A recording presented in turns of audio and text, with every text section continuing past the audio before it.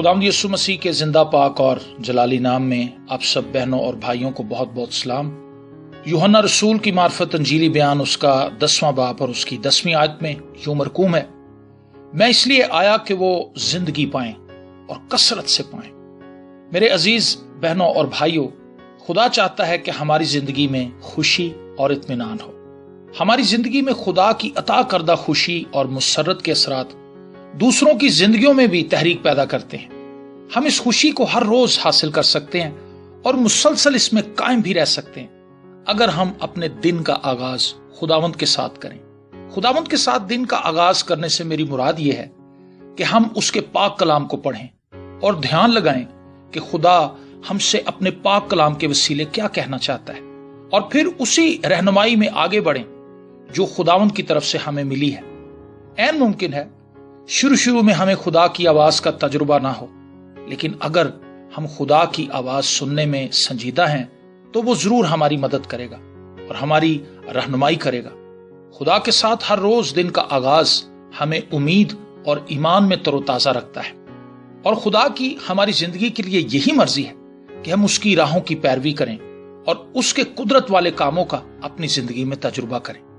अगर यसाया नबी का सहीफा उसका 40वां बाब उसकी 31वीं आयत पढ़ें तो वहां पर यूं मरकूम है, लेकिन खुदावंद का इंतजार करने वाले असरे नो जोर हासिल करेंगे, वो अकाबों की मानिंद बालों पर से उड़ेंगे, वो दौड़ेंगे और ना थकेंगे, वो चलेंगे और मांदा ना होंगे।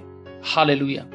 अमसाल की किताब उसका 3रा बाब उसकी 6ठी आयत, क्या खूबसूरत बात यहां पर लिखी है। अपनी सब राहों में उससे पहचान और वो तेरी रहनुमाई करेगा। खुदा के साथ दिन का आगाज एक इंतहाई काबिल कदर आदत है, बल्कि कामयाब जिंदगी की बुनियाद भी है। खुदा हमें ज़हनी आसूदगी अता करता है, वो हमें हमारे रवैयों में मुतवाजन बनाना चाहता है, वो हमारी खानदानी जिंदगी को पुरमुसर्रत देखना चाहता है। यकीनन खुदा के पाक कलाम के मुताबिक बसर की जाने वाली जिंदगी ही वो जिंदगी है जिससे खुदा का जलाल जाहिर होता है।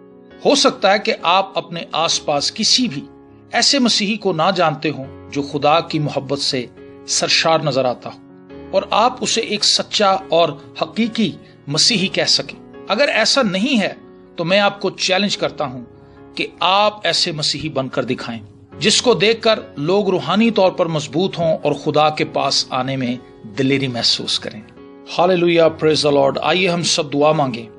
ऐ आसमानी बाप, मुझे ऐसा बना कि मैं बहुत से लोगों को तेरी राहों की बाबत बताने वाला बन जाऊं। मैं एक अमली और हकीकी मसीही बनना चाहता हूं और मैं अपनी जिंदगी से तेरा जलाल जाहिर करना चाहता हूं। यीशु के जिंदा, कादिर, अब्दी और जलाली नाम में, आमीन।